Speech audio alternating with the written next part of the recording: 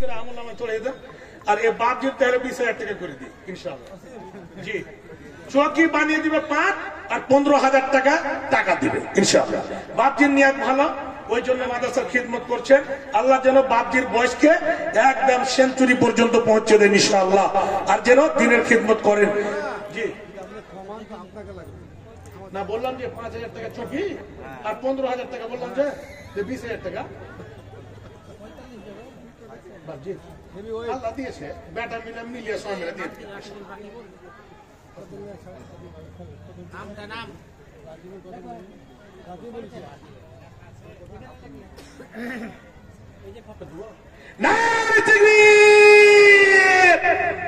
আপনার কথা অমান্য করতে পারলাম না বাপজি, ডিক্লেয়ার দিয়ে দেন। আর কিছু চাইলে পেতাম বাপজি, আর 500 টাকা ওটা নগদ নেবো বাপজি, আমার বাপজি। আর 100 টাকাও নেই বাপজি, 100 টাকাও নেই বাপজি। এই তো দেখেন, এইগুলো দিনের খাদিম গো, দিনের সৈনিক। মনে করে না দাড়ি চুল পেকে গেছে, অন্তর বুড়াই না। এই যে দেখেন, কমপক্ষে 100 টাকা দিয়েছে আমার বাপজি, সহ সেক্রেটারি। বাপজি নামটা কি জানো? মোহাম্মদ নাসির আলী, সহ সেক্রেটারি অত্র মাদ্রাসা জামিয়া সালাফিয়া চৈতনি।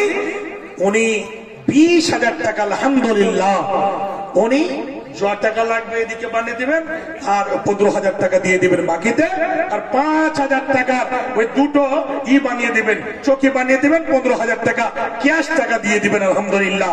আল্লাহ গো, মোহাম্মদ নাসির আলী সহ সেক্রেটারি আমার বাপজান 20,100 টাকা দিয়েছেন। আল্লাহ গো, এ দানকে ছাত্র গ্রহণ করে নাও। আল্লাহ, মহাব্বত, প্রেম, প্রীতি, ভালোবাসা তোমার নবীর মাদ্রাসাতে আল্লাহ গো খাস করে অন্তরে যা রেখেছিল আল্লাহ দিয়ে দিয়েছেন। আল্লাহ গো, তুমি তাকে হায়াতে তাইয়্যিবা দান করুন। আল্লাহ গো, যতদিন বেঁচে থাকবে এই মাদ্রাসাতে খিদমত যেন করতে পারেন। আল্লাহ গো, এক পরকাল মঙ্গলময় করে দাও। আল্লাহ, ছেলে মেয়ে যতগুলো রয়েছে, আত্মীয় স্বজন, আল্লাহ সবাইকে সুস্থ রাখো, ভালো রাখো। দুনিয়ার বুকে হার্ট অ্যাটাক, ক্যান্সার, অনেকগুলো বড় বড় অসুখ ছড়িয়েছে। এই সমস্ত বড় বড় অসুখ থেকে বিপদ আপদে বাঁচতে রাখো। আল্লাহ, রাস্তাঘাটে চলতে গিয়ে অ্যাক্সিডেন্ট ঘটে, ওই সমস্ত অ্যাক্সিডেন্ট থেকে বালা মুসিবত থেকে বাঁচিয়ে রাখো। আত্মীয় স্বজন কেউ যদি কবরবাস হয়ে থাকে, আল্লাহ দানের বিনিময় তাদের কবরকে ফুলভাগে করে দাও, তাদের কবর করে মাগফিরাত করে দাও, তাদের কবর উজ্জ্বল করে দাও, এবং তাদেরকে জান্নাতুল ফিরদাউসের মধ্যে জায়গা দাও। আল্লাহ গো, বাড়িতে কোনোদিন অভাবে দেখা দিও না, যতদিন বেঁচে থাকবে সুখের জীবন দাও। আল্লাহুম্মা আমিন, আল্লাহুম্মা আমিন। মাশাআল্লাহ, টাইম কিন্তু 10:18 আর 8 মিনিট টাইম আছে ভাই। গাড়ি সাহেব কিনেছেন, মানে ওয়াদা করেছি বাপজানদের সাথে যে আমি 30 থেকে 31 মিনিট নেবো না। মানে বুঝতে পারছেন, আসামে মাইক লাগাই নে, খালি ভিতরে বক্স লাগিয়ে ওই আওয়াজকে ছসছসে করে দিয়েছে লাগাতার 4-5টা প্রোগ্রাম করে। ওই জন্য আমি বেশি সময় নেব না। আর মোট 8টা মিনিট যে কটা আছেন বাপজান। আচ্ছা, আপনাকে মহাব্বতের পরিচয় একটা। আচ্ছা, আপনারা মহাব্বত করেন না? এই নবীর মাদ্রাসার সাথে আর এই গুনাহগারটার সাথে ভালোবাসেন, মহব্বত করেন তো আপনাকে শেষের দানটা কমপক্ষে 10টা করে টাকা হতে গেল ইনশাআল্লাহ আপনারা এই চাদর যাবে, চাদরে আপনারা একটু দিয়ে দিবেন। কেন আমি উঠতে বলবো না, কেন শেষের এটা আমি শেষ বক্তা নয়, শেষ হতে গেলে আমি দাঁড়িয়ে দিতাম, উঠিয়ে দিতাম, ইনশাল্লাহ আপনারা দিতেন। তবে আপনার শেষের দানটা একটু চাদর নিয়ে যাবে, 10 টাকা হতে গেল, 5 টাকা হতে গেল, শেষের দানটা আপনারা দেবেন ইনশাআল্লাহ। তারপর কারি সাহেবের হাতে দেবেন।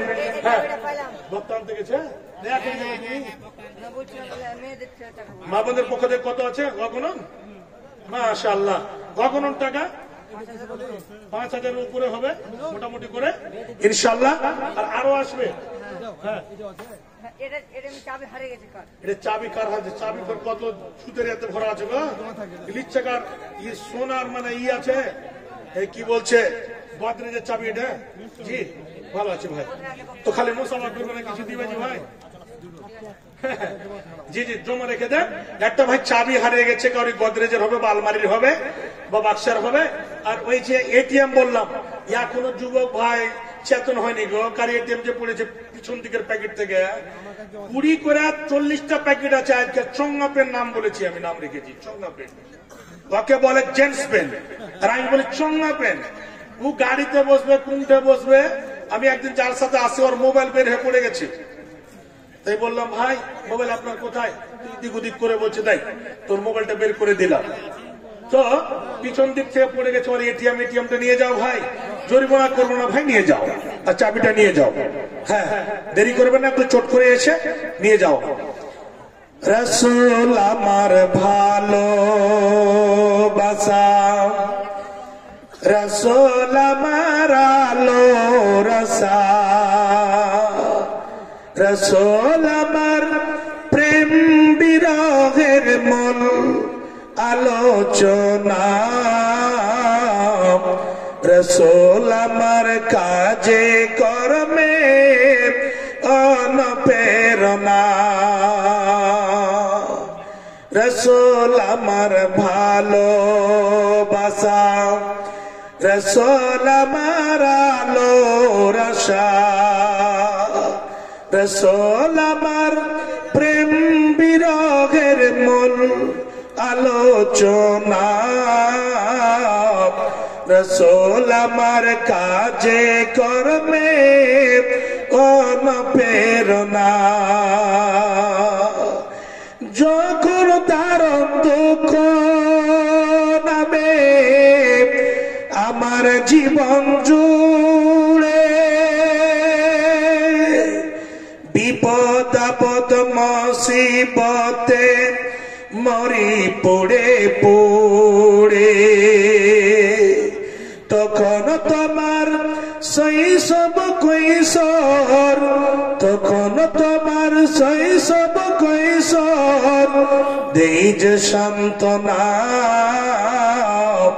রাসূল আমার কাজে কর্মে অনুপ্রেরণা, রাসূল আমার ভালোবাসা, রাসূল আমার আলো রসা, রাসূল আমার প্রেম বিরহের মূল আলোচনা, রাসূল আমার কাজে কর্মে অনুপ্রেরণা,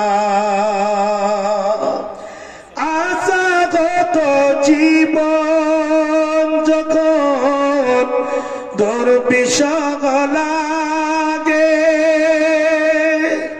ব্যর্থ এবং পরাজিত স্মৃতিগুলো জাগে, তখন তোমার বদর গুণ, তখন তোমার বদর গুণ জুড়াই যন্ত্রণা,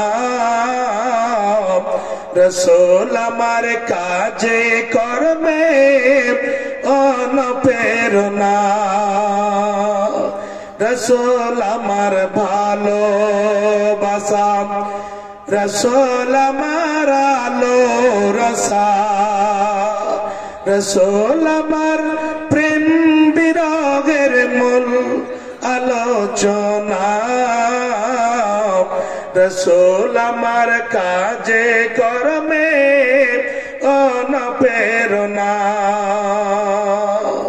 মাশাআল্লাহ, আপনাদের এই অত্র মাদ্রাসা খুব পুরাতন মাদ্রাসা, আর আপনাদের একটা মেসেজ দিয়ে যাই, এখানের কথা না, অনেক জায়গা থেকে কথা এসে থাকে।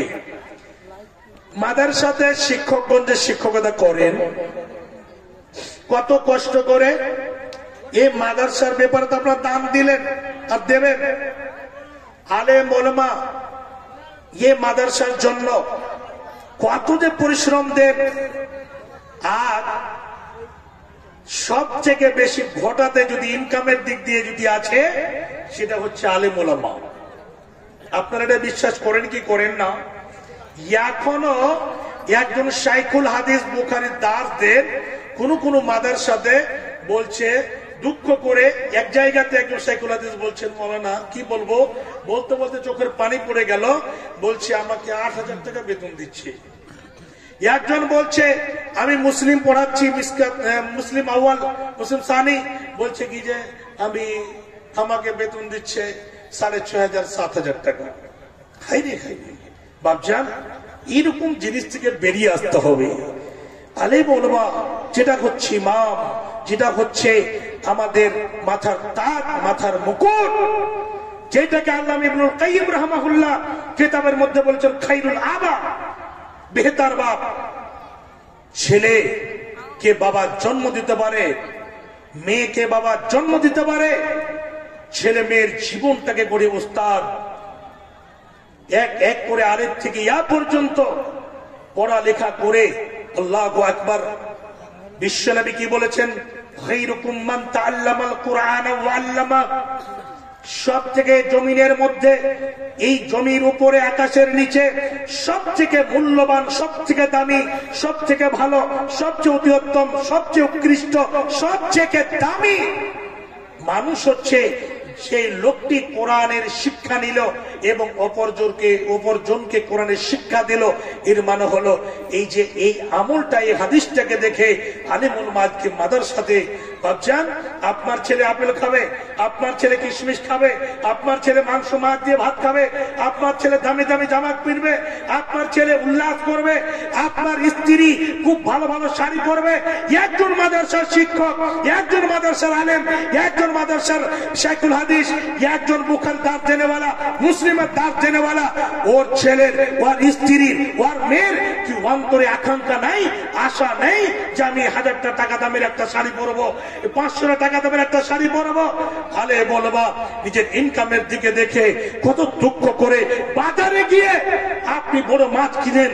ওই ওস্তাদ, যেই ওস্তাদ আপনার 14 গোষ্ঠীকে পড়িয়ে মানুষ করেছে, ওই ওস্তাদ একটা ভাঙা সাইকেল নিয়ে টুনটুন করে যেতে যেতে ওই বাজারে গিয়ে ছোট মাছ কিনে, এক পোয়া মাছ কিনে বাড়ি ফিরে আসে।